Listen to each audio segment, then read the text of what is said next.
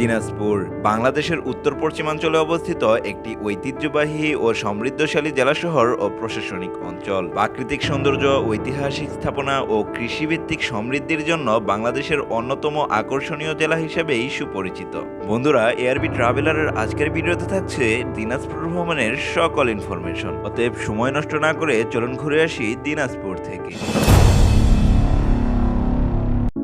আমার যাত্রা শুরু হয়েছিল ঢাকার বাইপেল থেকে। আসাদ পরিবহনের একটি নন এসি বাসে দিনাজপুরের উদ্দেশ্যে আমাদের যাত্রা শুরু হয় রাত 10:40 তবে সঙ্গতি কারণে জানিয়ে রাখি যে ঢাকা থেকে নাবিল এবং হানি পরিবহনের মতো ভালো বাস থাকা সত্ত্বেও আমি এই আসাদ পরিবহন বাসটি বেছে নিয়েছি, কারণ ঢাকা থেকে রানীগঞ্জের দূরত্ব প্রায় 250 কিলোমিটারের মতো, আর যেতে সময় লাগবে 4 থেকে 4.5 ঘন্টার মতো। কারণ হানিফ নাবিল পরিবহনের তুলনায় এই গাড়িটি তুলনামূলক কম গতিসম্পন্ন।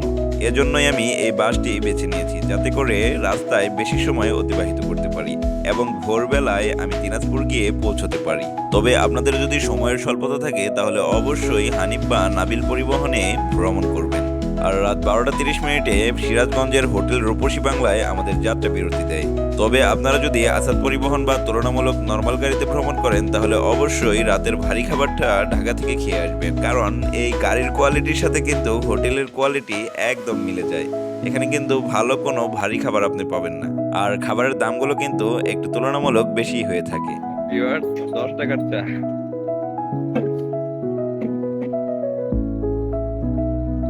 হোটেল বিরতি শেষে আমাদের গাড়ি আবারও দিনাজপুরের উদ্দেশ্যে চলতে থাকে এবং ভোর 5টার সময় আমাকে দিনাজপুরের রানীগঞ্জে নামিয়ে দেয়।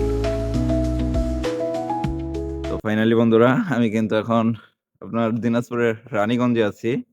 খুব ঠান্ডা। ঢাকাতে তো আপনার জ্যাকেট পরাই যায় না, নর্মালি গরম করে, কিন্তু আপনারা যদি এই দিনাজপুরের দিকে উত্তর অঞ্চলে যদি ট্যুরে আসেন, ঘুরতে আসেন, তাহলে কিন্তু আপনার অবশ্যই শীতের যে পোশাকগুলো রয়েছে সেগুলো কিন্তু আপনার সাথে রাখতে হবে। কারণ গাড়ির ভিতরেই কিন্তু হাত একদম ঠান্ডায় অবশ্যই যাচ্ছিল। খুবই খারাপ কিন্তু অবস্থা। এই দিনাজপুরে ঘুরতে আসছি। উত্তরাঞ্চলের শীত কাকে বলে, উত্তরাঞ্চলের শীত কাকে বলে সেটা কিন্তু দেখিয়ে দিচ্ছে। কুয়াশায় কোনো কিছু দেখা যাচ্ছে না, চশমাটা পর্যন্ত চোখে দিয়ে থাকা যাচ্ছে না। দাড়ি দিয়ে দেখুন পানি জমতেছে, চোখের সাইড দিয়ে কিন্তু আপনার পানি জমে যাচ্ছে, কুয়াশার শিশির জমে যাচ্ছে। খুব খারাপ অবস্থা ঠান্ডার। তো এরকম ঠান্ডার কবলে কিন্তু আমি কখনো পড়িনি। আমার মোবাইল থেকে পানি পড়তেছে, মোবাইল থেকে টুপ টুপ করে পানি পড়তেছে। সো ভিউয়ার, সকালে নাস্তা সেরে আমি আর শাকিল ভাই বেরিয়ে পড়েছি দিনাজপুর শহরের উদ্দেশ্যে। আর রানীগঞ্জ থেকে দিনাজপুর শহরের দূরত্ব প্রায় 82 কিলোমিটারের মতো। রাস্তাটা কুয়াশাচ্ছন্ন থাকার কারণে আমাদের যেতে সময় লাগবে 2 থেকে 2.5 ঘন্টার মতো। তো যেতে যেতে আপনি দিনাজপুরের প্রাকৃতিক সৌন্দর্য উপভোগ করতে পারবেন। আর কিছু দূর অগ্রসর হলে আপনারা দেখতে পারবেন আত্রাই নদীর বুকে অবস্থিত মোহনপুর রাবার ড্যাম বাঁধ। বন্ধুরা, এই রাবার ড্যাম বাঁধের সৌন্দর্য কিন্তু অতুলনীয়। আপনি চাইলে এখানে নৌকা দিয়ে ঘুরতে পারবেন, মন মতো ছবি উঠতে পারবেন এবং নিরিবিলি সময়ও কাটাতে পারবেন। এই রাবার ড্যাম বাঁধ নিয়ে আলাদা একটি ভিডিও আসবে। তো আমরা আর এখানে নামছি না, ফেরার পথে অবশ্যই এখানে নামবো এবং চমৎকার একটি ভিডিও আপনাদের উপহার দেওয়ার চেষ্টা করব।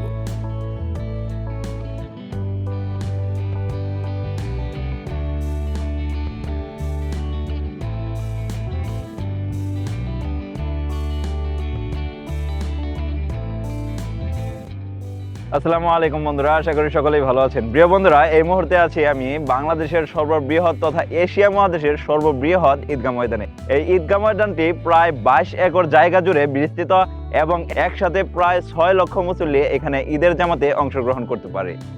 তো চলুন বন্ধুরা, এক নজরে দেখে আসি এই ঈদগাহ ময়দানের ইতিহাসটা। দিনাজপুর ঈদগাহ ময়দান বা গোরের শহীদ ঈদগাহ ময়দান এটি দেশের অন্যতম বৃহৎ এবং এশিয়া মহাদেশের সর্ববৃহৎ ঈদগাহ ময়দান হিসেবেই পরিচিতি লাভ করেছে।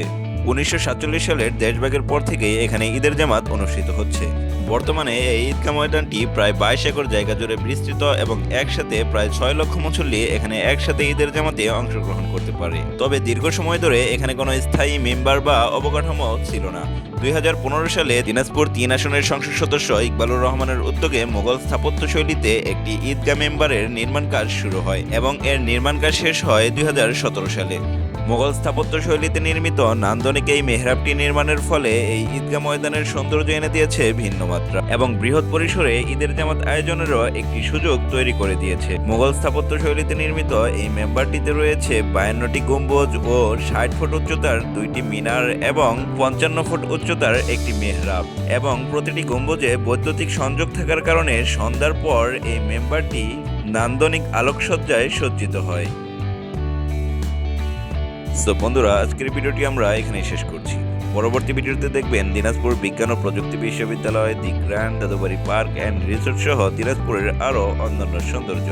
আমাদের ভিডিওটি যদি আপনাদের ভালো লেগে থাকে তাহলে অবশ্যই লাইক, কমেন্ট, শেয়ার করবেন এবং আমাদের চ্যানেলে নতুন হলে সাবস্ক্রাইব করে পাশে থাকা বেল বাটনটি প্রেস করে দিবেন। তো ভালো থাকবেন সবাই, আল্লাহ হাফেজ।